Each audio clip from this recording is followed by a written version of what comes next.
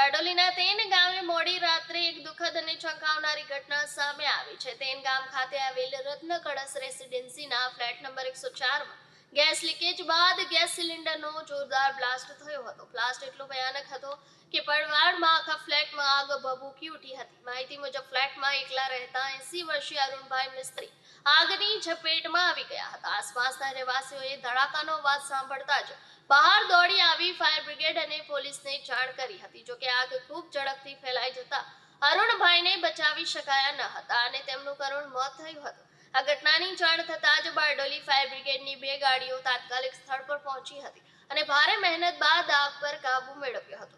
આગમાં ઘરનો તમામ સામાન બળીને ખાખ થઈ ગયો છે. મૃતક અરુણભાઈ મિસ્ત્રીના મૃતદેહને ઉમરાપ પ્રાથમિક આરોગ્ય કેન્દ્ર ખાતે પોસ્ટમોર્ટમ માટે ખસેડવામાં આવ્યો છે.